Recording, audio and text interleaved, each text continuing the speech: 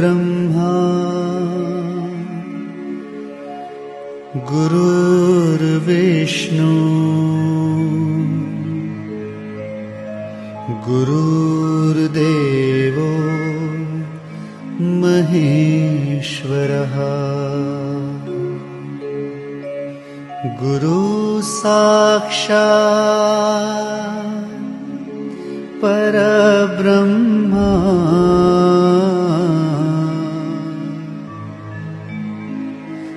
तस्मै श्री गुरुवे नमः।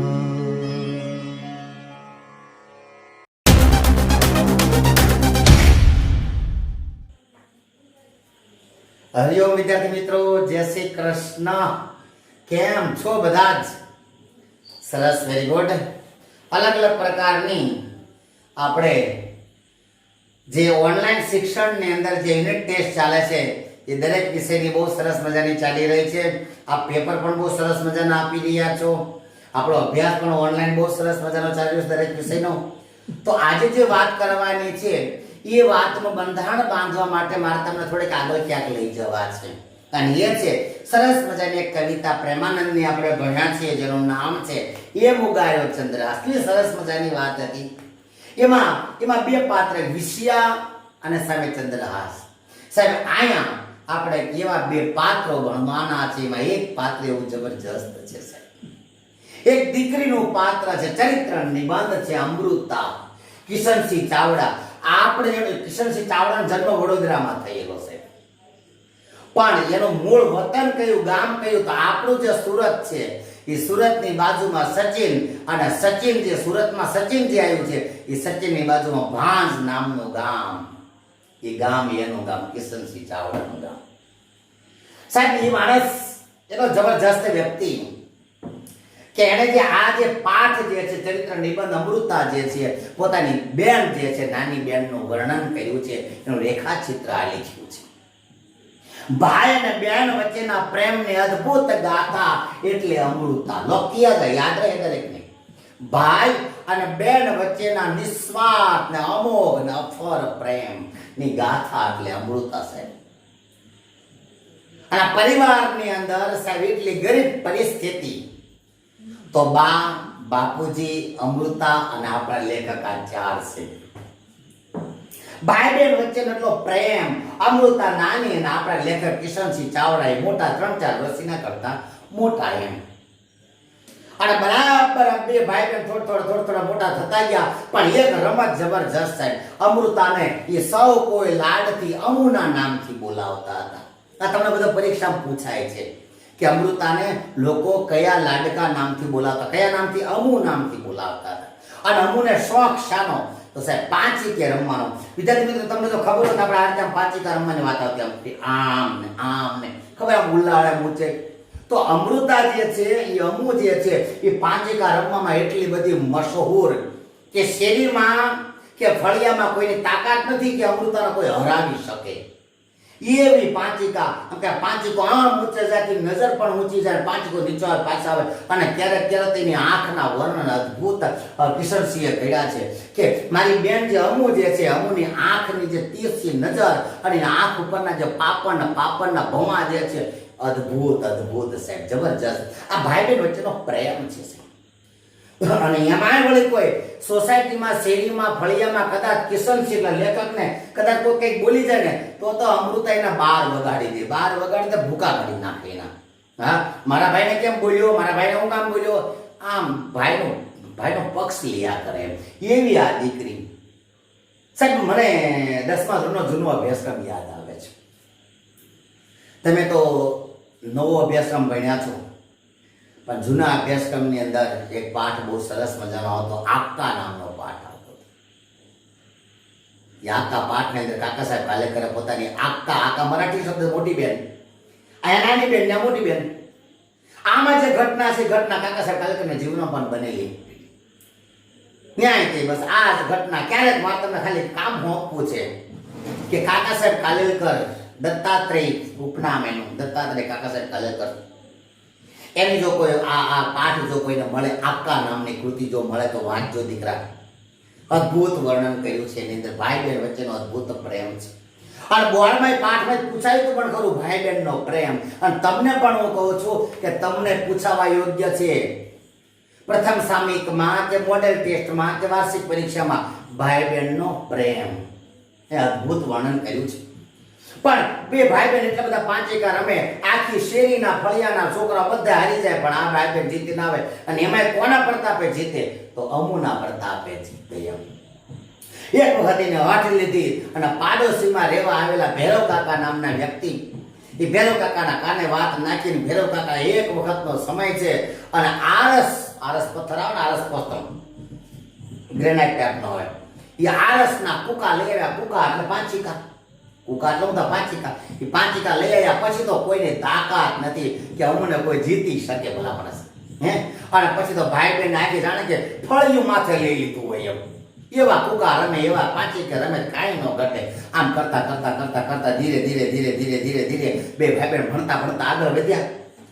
અને બરાબર આપણા જે લેખક જે છે એ લેખકને 12-13 વર્ષની કદાચ ઉંમર હશે અને હું એના કરતા 13 વર્ષ નાની. ઘરમાં બધી ધમાલો થવા માંડી. ધમાલો એટલે આમ કોઈ તોફાન એવું એ અર્થમાં નહીં, પણ ઘર સાફ કરવા અને વાસણો સાફ કરવા એવું બધું. પછી ધીરે ધીરે લેખકને ખબર પડે, ઓ આ તો મારા લગ્ન આવ્યા છે એમ. લેખકના પોતાના લગ્ન અને એની બધી આ ધામધૂમ ચાલે છે, સાફ સફાઈ ચાલે છે. આ વાતને અમુને ખબર પડી. અમુ તો ડાયરેક્ટ પપ્પા પાસે ગઈ, બાપુજી ભાઈના લગ્ન બંધ રાખો, ભાઈના લગ્ન બંધ રાખો, ભાઈના લગ્ન થાય તો મન નહીં ગમે એમ, ભાઈના લગ્ન બંધ રાખો. કોણ સમજાવે કે દીકરા અમુક ઉંમર પછી લગ્ન કરી લેવા પડે. પણ આ ગાંડી દીકરી, ડાય દીકરી બિચારી, અને એવી ડાય ગેલી દીકરી કહી શકાય. ભાઈ બહેન વચ્ચેનો પ્રેમ, બે ભાઈ બહેન આમ જુદા પડવા માંગતા નથી એમ. આમ કરતા કરતા કરતા કરતા સાહેબ જે જાણ્યું છે પ્રેમ જે છે બે ભાઈ બહેન વચ્ચેનો નિસ્વાર્થ પ્રેમ કેટલા સુધી પહોંચે છે. લેખકના લગ્ન થઈ ગયા કિશનસિંહ સાહેબ. આ લેખકના જે લગ્ન થઈ ગયા હવે પછીની જે ઘટના છે એ જોજો સાહેબ. બરાબર લગ્નની આવી ગયા, તમામ પ્રકારના ઘી ગોળ ને બધું ખવાય છે. લગ્ન થઈ ગયા લેખકના, બધા મામી અને મામા અને ફોઈ અને ફુવા અને બધા જાત જાતના એમને કંઈક ગિફ્ટ આપે છે. આ અમુને એમ થયું કે મારી પાસે કાંઈ નથી, હું શું ગિફ્ટ આપું મારા ભાઈને, હું શું ભેટ આપું? એટલે પેલા ભૈરવ કાકા જે પાંચિકા આપે તો કુકા આરસના, એ મસરૂ નામનું કાપડ આવે, એ કાપડની મસરૂની થેલીમાં નાખ્યા અને આપણા જે આ લેખક જે છે એ લેખકને એ આપે છે. ભાઈ હું તને બીજું કાંઈ ન આપી શકું, પણ મારી પાસે આ છે, હું તને આપું છું એમ. એટલે એમ કરીને ભેટ આપે છે. ભાઈ ભેટ સ્વીકારી લીધી. આમ કઈ દિવસો વીતતા ગયા. હવે વારો કોનો આવ્યો? અમુનો વારો આવ્યો. હવે અમુ નમણી બની, યુવાન બની. અમુના લગ્ન લેવાયા સાહેબ. અમુ તો ખૂબ રડી કે ભાઈ નહીં, મારે પરાણવું નથી, મારે તારી સાથે રહેવું છે, બા બાપુજીની તમારે બધી સેવા કરવી છે ને મારે જવું નથી. દીકરીને સમજાવવામાં આવી કે દીકરી લગ્ન તો કરવા જ પડે. અમુને વિદાય આપી ત્યારે બધાની આંખને જાણે કે ઝાડવાઓ રોતા હોય, કારણ કે એટલી બધી વળગણ હતું, એટલી બધી લાગણી હતી, પ્રકૃતિના તત્વો સાથે લાગણી હતી, ફળિયા સાથે લાગણી હતી, માટી સાથે લાગણી હતી અમુની. અને આમ દીકરીને વિદાય આપી. અમુને વિદાય આપીને ઘરે પાછા આવે છે આ ત્રણેય. એટલે એને મમ્મી પપ્પા અને આપણે લેખક ત્રણેય પાછા આવે છે.